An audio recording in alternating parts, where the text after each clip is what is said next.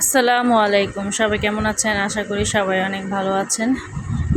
দুপুরের রান্না থেকে ভিডিওটা শুরু করলাম। এই যে পাশে আমি ডাটা সেদ্ধ করতেছি, আর এই যেখানে আমার শাশুড়ি মা দুপুরবেলা আম মাখা ভর্তা বানাইব, সেজন্য আম কাইটা নিতেছে।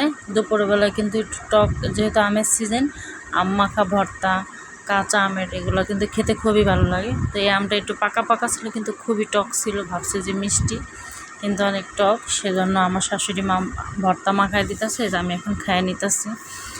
তো ভর্তা মাখার মধ্যে নর্মালি যে যা দেয়, তা আমার শাশুড়ি মা মাখাইছে কাসন্ত দিয়ে, তারপরে একটু সামান্য পরিমাণ লবণ, চিনি দিয়ে, আর এটা হচ্ছে লেবু পাতা ডলে দিয়ে একটু লেবু লেবু ফ্লেভার গ্রান আসে। তো এটা দিয়ে এখন ভর্তা মাখা নিচ্ছে, আমি এখন ভর্তা খেয়ে নিতেছি। ভর্তাটা কিন্তু খুবই ভালো লাগে, আর দুপুর টাইমে কিন্তু এই আমের ভর্তাটা খেতে ভালো লাগে। তো এখন আমের সিজন, সবাই হয়তো বা এই টাইমে এই খাবারটা খেয়ে থাকে। তো এখন এই খাবার খেয়ে আমি আবার চলে আসলাম রান্নাঘরে। এখন মাছ ভাজতেছে, মাছ ভাজা বসাই দিই, এখানে আম মাখা ভর্তা খাইতে গেছি। তো এখন আমি এই যে সব কিছু জোগাড় নিচ্ছি, এখন রান্না বসাবো। তো এটা হচ্ছে পাঙ্গাস মাছ, আমি ভেজে নিতেছি। পাঙ্গাস মাছ আলু দিয়ে ভুনা করব, আর হচ্ছে ডাটা আলু দিয়ে চিংড়ি মাছ রান্না করব। তো যে পাশে এক হাতে যেহেতু মোবাইলে, আর এক হাতে ফ্রাই প্যানটা বারবার নড়তেছে। তো যখন আমি ভালো করে মাছগুলো ভেজে নিব, লাল লাল কড়া করে। পাঙ্গাস মাছে কিন্তু এমনি একটু তেলাক্ত মাছ, তো এটা একটু ভালোভাবে ভাজলে কী হয়, এটা তেলটা বাড়তি যে তেলটা ওটা বের হয়ে যায় ভাজার মধ্যেই। তো এই যে এখন হচ্ছে এটা হচ্ছে কাশ্মীঠা আম, মানে এটা কাঁচা থাকাকালীন কিন্তু এই আমটা অনেক মিষ্টি মিষ্টি লাগে, অত টক না। তো এই আমটাও পেকে গেছে, আমার ননদ কেটে দিল। এখন দুপুরবেলা আমরা সবাই আম খেয়ে নিতেছি। আর এই আমটা কিন্তু এমনিই খেতে ভালো লাগে, কোনো লবণ লাগে না, চিনিও লাগে না। তো এই জন্য এমনি 4 টুকরা করছে, আমরা বাস এখন এই আমটা খেয়ে নেব। তো যে আম খেয়ে আমি আবার আসলাম, মাছ ভাজা হয়ে গেছে, এখন এই যে আলু ভেজে নিলাম, সব কিছু ভাজা হয়ে গেছে। এখন এই যে তরকারি বসাই দিছি, তরকারি মশলা কষাইতেছি আমি। এখন পেঁয়াজটা ভালোভাবে ভেজে আদা রসুন হলুদ মরিচ দিয়ে আমি এখন কষাইতেছি। তো এই যে অন্য পাশে আমি এখন এই যে ডাটা সিদ্ধ করে রাখি, এটাকে এখন ভেজে নিব। তো আমাদের বাসায় যেহেতু কোনো তরকারি ভাজা খায় না, আর এটা হচ্ছে কাঁচা একদম তরকারিতে কষাই দিয়ে ওইভাবেও রান্না হয় না। তো এখন আমি যে ডাটাটা ভেজে নেব, যেহেতু ডাটা একটু পানসা তরকারি, তো এই জন্য এটা আমি একটু ভালোভাবে ভেজে নিব। আর ডাটা তরকারি কিন্তু সব মানে ভালোভাবে রান্না করতে হয়, অনেকটা পানসা পানসা লাগে, ভালো লাগে না। তো আমি এখন এই যে ভাইজা কষায় রান্না করব। তো এই পাশে যে মশলা কষানোর পর আমি আলুটা ভালোভাবে কষায় নিতেছি। তা আলু ভালোভাবে কষানো হয়ে গেলে আমি মাছটাও এর মধ্যে ভালোভাবে কষায় পরিমাণ মতন পানি দিয়ে দেবো। তো যে আলুটা এমনভাবে কষাবো যেন কষানিতেও অনেকটা সেদ্ধ হয়ে যায়। তো এই যে এখন আমি এর মধ্যে দিয়ে দেবো মাছ ভাজাটা। এই যে মাছ ভাজা দিয়েও আমি এটাকে এখন ভালোভাবে কষায় নেব। তো যারা যারা আমার এই ভিডিওটা নতুন দেখতেছেন, তো অবশ্যই যদি একটু ভালো লাগে তাহলে আমার ভিডিওটাকে লাইক কমেন্ট করবেন। আর যারা নতুন তারা আমার চ্যানেলটাকে অবশ্যই সাবস্ক্রাইব করবেন, আর পাশে থাকা ছোট্ট বেল আইকনটি প্রেস করে দেবেন, যাতে আমার প্রতিটা ভিডিওর নোটিফিকেশান আপনারা পেয়ে যান। তো এই যে ওইটা আমি পানি দিয়ে এখন ঢেকে রাখছি, ওই মাছ তরকারি হইতেছে।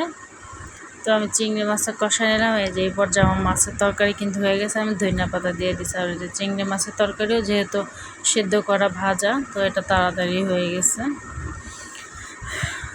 আর এটা হচ্ছে সন্ধ্যাবেলার আমার শাশুড়ি মা বিক্রমপুরের, আপনার এটাও অনেকে বলে মোরকা, মানে আমার বিক্রমপুরে ওনারা বলে মোরকা, কেউ বলে চাপটি।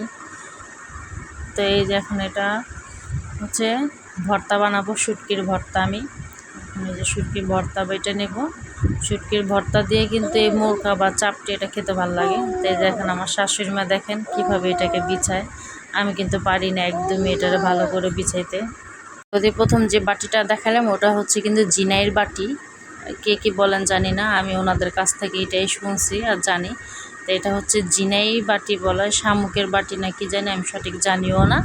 আপনারা জেনে থাকলে অবশ্যই কমেন্ট করবেন। তো ওইটারই বাটি দিয়ে, মানে 2টা পার্ট থাকে, ওইটাকে মানে টুকরা করলে মানে 2টা হয় ভাঙলে। তো ওইটারই এক টুকরা আমার শাশুড়ির দেশে বা ওনারা এটারে দিয়ে এই যে চাপটি এটারে মোড়ায়। তো এই যে দেখেন চাপটিটা এখন ঢেকে দিয়েছে। আর এই যে একটা কিন্তু উঠে গেছে, ওইটা দিয়ে শুটকি ভর্তা দিয়ে আপনাদের ভাইয়া খাইতেছে, সে কাজের থেকে আসছে।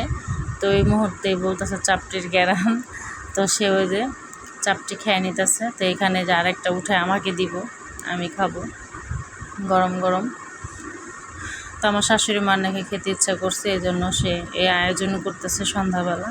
তো যে দেখেন আমি আপনাদের সাথে আরেকটাও শেয়ার করলাম, দেখেন কীভাবে কি সুন্দর করে আমার শাশুড়ি মা ঘুরায় ঘুরায় দিতেছে। আমি কিন্তু এত বছর হয়ে গেছে, আমি কিন্তু এখন ওই জিনিসটা আমার দিলে আমি পারি না। দেখতে পাচ্ছেন কি সুন্দর করে দিতেছে, আমারটা দিলে মানে এটা গায়ে উঠা আসে, কেন উঠে আসে আমি জানি না, আর আমি এটা পারিও না। তো আমার শাশুড়ি মাই খুব ভালো পারে। আর এই যে দেখেন আপনাদের ভাইয়াও মানে আরেক দিকে এই যে পুরি আর হচ্ছে জালি কাবাবের টিকা, সেই নাস্তাও নিয়ে আসছে, মানে একদিনে 2 নাস্তার খাবার। তো যখন আমি মচমচা মুরখা ভাজা বা চাপটি খেয়ে নেব শুটকির ভর্তা দিয়ে। এটা হচ্ছে ফ্যাসা মাছের শুটকি, তারপর চান্দার শুটকি, আবার পুঁটি শুটকি, এই 3 ধরনের শুটকি দিয়ে কিন্তু এই মুরখা বা চাপটিটা খেতে কিন্তু খুবই ভালো লাগে। বিশেষ করে শুটকি ভর্তা দিয়েও ভালো, আবার চিংড়ি মাছের ভর্তা দিয়েও ভালো লাগে। তো আজকে যেহেতু অনেক গরম, তো এই যে শুধুমাত্র এক পদ ভর্তা দিয়ে এখন খেয়ে নিতেছে। তা আবার দেখা গেছে একটা করে পুরি খাওয়াইছে, আবার তো জালি কাবাব ওই টিকাগুলো একটা একটা করে খেয়ে নেব। এগুলো খেলে সন্ধ্যায় খেলে পেট ভরা যায় এমনি। তেজ আমি এখন খেয়ে নিব। আমার শাশুড়ি মা দিকে ভাজতেছে।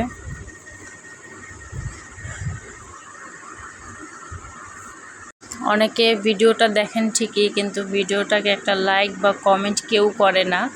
তো আমি আপনাদের সবাইকে বলতেছি, যারা যারা আমার ভিডিওটাকে দেখবেন, যে আমার ভিডিওটার মধ্যে যদি আমার কোনো ভুল ত্রুটি হয়ে থাকলে তাহলে অবশ্যই আমাকে কমেন্টের মাধ্যমে জানাবেন, তাহলে আমি সেটা শুধরানোর চেষ্টা করব অবশ্যই।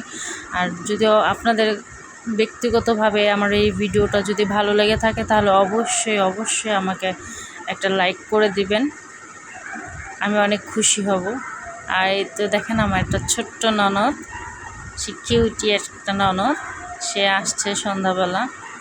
তো সে এখন খেয়ে বলতেছে যে কতটা ভালো হয়েছে। এদিকে আমার আসমা ননদ, সে আবার ওরা পুরি খাওয়াই দিতেছে, আবারও এদিকে চাপটি খেয়ে নিতেছে। তার কাছে চাপটিটা খুবই ভালো লাগতেছে, সেই জন্য বারবার বলতেছে ওয়াও নাইস, খুবই ভালো হয়েছে। তো ওদিকে কিন্তু আমার শাশুড়ি মা ওদেরও আবার মচমচা করে ভেজা দিতেছে, যেহেতু একসাথে বেশি ভেজা রাখলে একটু মচমচা থাকে না, এই জন্য কিছু ভাইজা আমরা খাইছি, আবার কিছু পরে ভাইজা ওদের দেওয়া হয়েছে। আর এই যে দেখেন আমার শাশুড়ি মার অবস্থা, আমার এটা দেখে মনে হইতেছে যে গ্রামের বাড়িতে রোদ্রে পুরা মাঠে খেতে যেমন ওই যে ধান শুকায় না, তো আমার শাশুড়ি মা দেখেন ফ্যানের নিচে চাল শুকাইতেছে। এই বিষয়টা দেখে আমি এত হাসতেছি। তো এই জন্য একটু আপনাদের সাথে শেয়ার করলাম। এখানে চাল ভাঙ্গাইবে, এই জন্য আমার শাশুড়ি মা শুকায় নিতেছে। তো এই যেটা হচ্ছে রাত্রের পরে আমার ননদিন এসে সুন্দর করে মাথা বাঁধবে, তো এই জন্য তাকে আমি একটু মাথায় বাঁধিয়ে দিতেছি, আমি যতটুকু যেভাবে পারি সেটাই, তাও আপনাদের সাথে একটু শেয়ার করলাম, যেহেতু এটা আমার ডেইলি ব্লগ, তাই আপনাদের সাথে আমি সব কিছু খুঁটিনাটি শেয়ার করি। আপনারা আমার সামনে ব্লগে আরও কী চান আমাকে অবশ্যই কমেন্ট করে জানাবেন। সবাই ভালো থাকবেন এবং সুস্থ থাকবেন।